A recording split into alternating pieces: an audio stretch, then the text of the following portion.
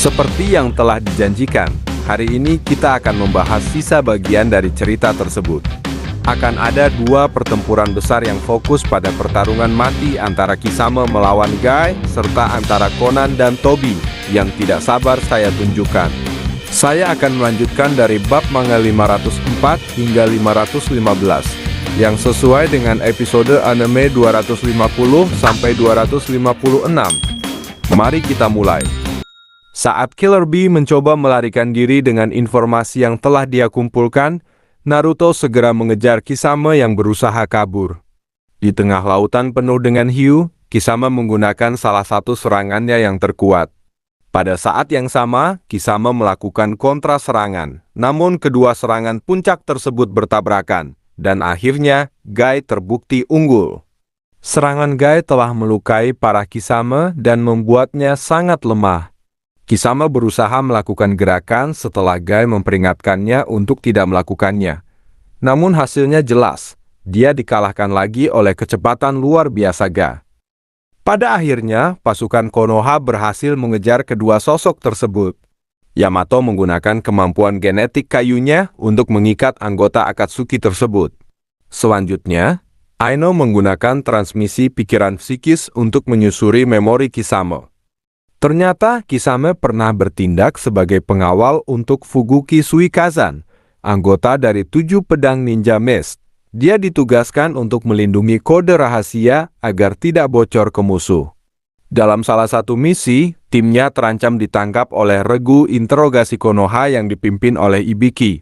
Dia mengambil keputusan sulit untuk membunuh rekannya sendiri agar informasi tidak jatuh ke tangan negara musuh. Setelah kembali ke desa, dia menemukan bahwa atasannya sendiri, Fuguki, telah menyebarkan informasi tersebut.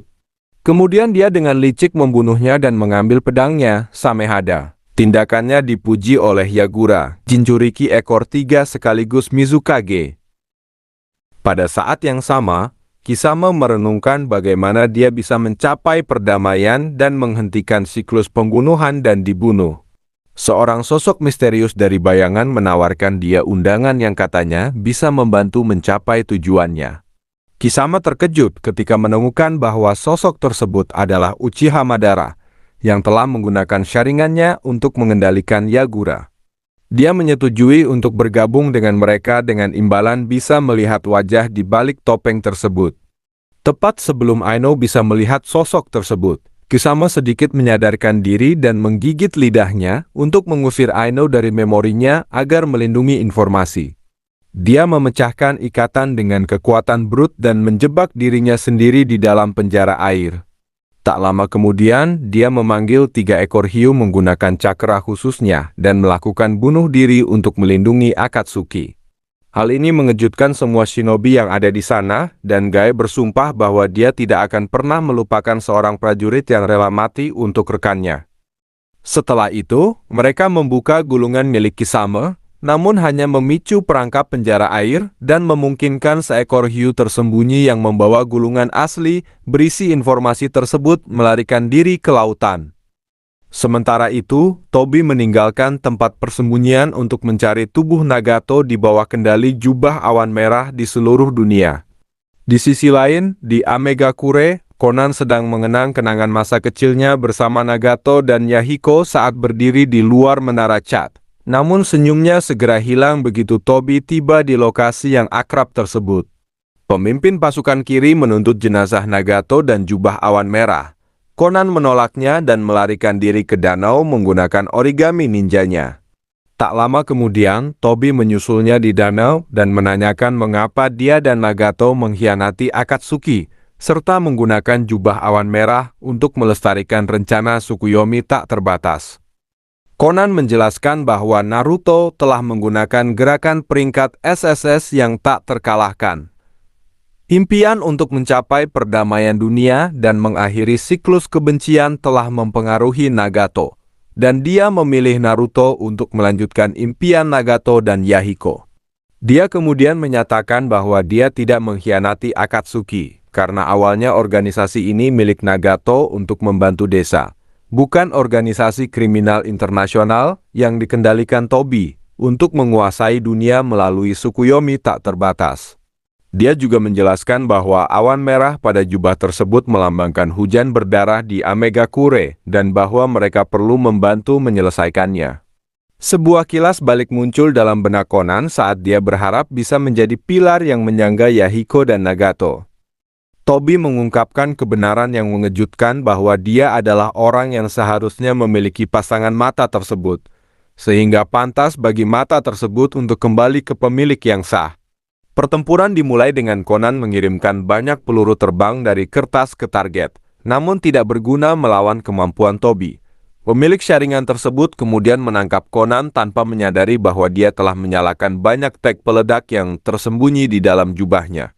Tobi dengan cepat berteleportasi menjauh dari ledakan, namun benturan yang terpancar telah menghancurkan lengan kanannya dan bagian bawah tubuh Conan. Conan terbang di udara menggunakan sayap origami yang menyerupai malaikat. Dia kemudian menggunakan serangan puncaknya, Kami no Shishu, untuk membelah danau menjadi dua, mengungkapkan jurang di bawahnya. Conan telah menghabiskan beberapa tahun terakhir untuk mempersiapkan momen ini. Dia telah menganalisis kemampuan Tobi dan menyadari bahwa teknik teleportasinya hanya bisa digunakan secara terus-menerus selama 5 menit. Akibatnya, dia telah menyembunyikan lebih dari 10.000 tag peledak untuk meluncurkan ledakan tak henti selama 10 menit demi menghancurkan Tobi. Ledakan berakhir dan tidak ada yang tersisa selain abu dan asap di udara. Conan percaya bahwa dia telah memenangkan pertempuran. Beberapa detik kemudian, Tobi muncul di belakangnya dan menusuk malaikat tersebut dengan batang logam setelah menggunakan Izanagi untuk menghindari kematian. Conan menarik diri dari batang logam dan melarikan diri.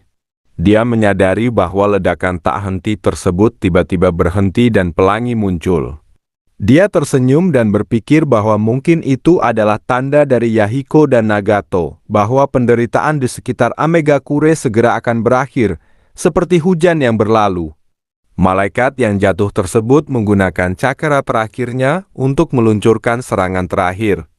Namun, Tobi dengan mudah menghindarinya menggunakan kemampuannya dan menjatuhkan Conan dengan menggunakan sharingan. Dengan menggunakan informasi dari Conan, dia berhasil menemukan dan mengambil jubah awan merah serta mengambil jenazah Nagato. Kemudian dia mengakhiri nyawa Conan dan berteleportasi pergi dengan jenazah Nagato. Kenangan tentang trio Amegakure ditampilkan, termasuk momen intim Conan dengan Yahiko, sementara Nagato melindungi mereka dari luar. Sangat menghormati Nagato dan Yahiko. Kilas balik menggambarkan masa-masa baik mereka bersama guru kesayangan mereka, Jiraiya Sensei. Di tempat persembunyian, kenangan tersebut berakhir dengan 4 kartu yang menyatu di dalam rumah, melambangkan bahwa keempat mereka telah bersatu kembali di alam baka. Tobi kembali ke markas Akatsuki dan mengganti pakaiannya dengan yang baru.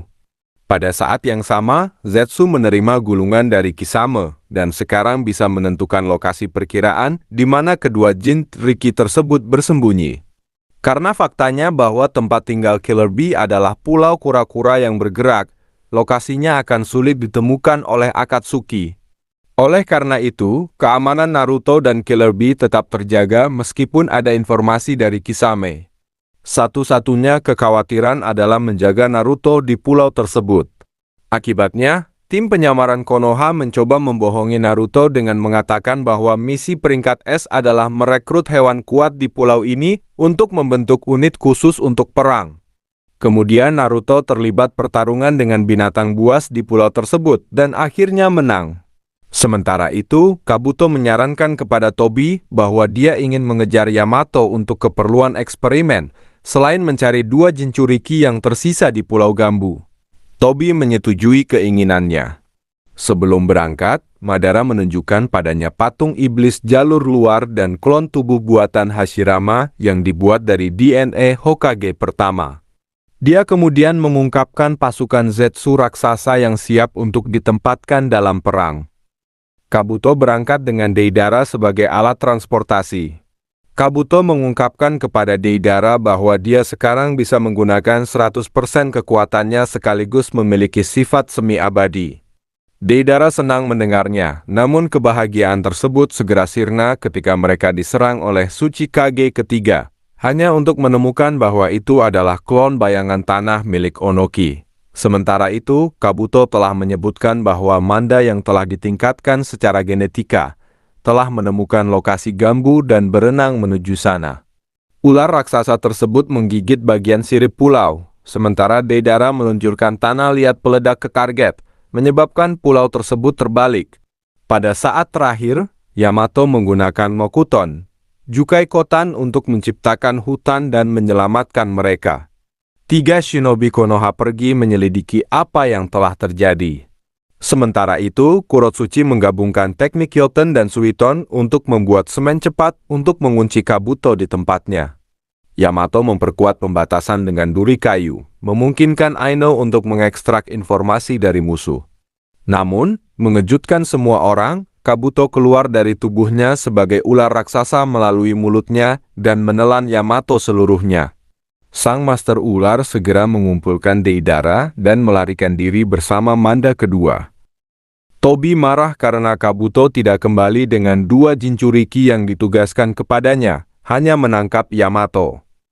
Sang Master Ular membenarkan tindakannya dengan menyatakan bahwa Yamato menyimpan banyak informasi berguna tentang Naruto dan Konoha. Selain itu, dia bisa menggunakan sel Yamato untuk meningkatkan pasukan mati karena keduanya memiliki sel Hokage pertama. Pada akhirnya, Tobi mengungkapkan jubah awan merahnya dan tidak sabar untuk memulai perang shinobi keempat.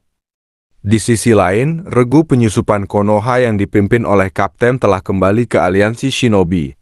Semua shinobi dari 5 negara beserta samurai dari Tanah Baja telah bergabung dalam aliansi tersebut. Divisi pertama adalah unit serangan jarak menengah yang dipimpin oleh Darui.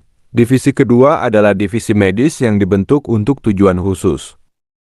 Kabuto bisa memanggil 6 Jinchuriki ekor yang berbeda, seperti Gari, Haku, serta banyak anggota 7 pedang ninja mist seperti Zabuza. Kedua pihak telah siap, dan sekarang mari dimulailah perang shinobi keempat. Akhirnya kita telah menyelesaikan bab pertama dari bagian kedua perang shinobi keempat. Bagian kedua jauh lebih baik daripada bagian pertama. 2 pertempuran besar yang berlangsung bersamaan, saya berharap Kishimoto bisa mengembangkan karakter Kisama lebih jauh, karena dia terasa sebagai karakter yang paling kurang dieksplorasi di antara anggota Akatsuki. Namun cara dia mengorbankan diri untuk Akatsuki sungguh patut dihormati. Di sisi lain, Conan hampir berhasil mengalahkan Tobi jika bukan karena teknik Izanagi yang tidak adil tersebut. Namun upayanya sungguh luar biasa. Rest in peace trio Amegakure. Semoga mereka telah bersatu kembali di alam baka. Dengan demikian, tetaplah aman dan diberkati. Sampai jumpa.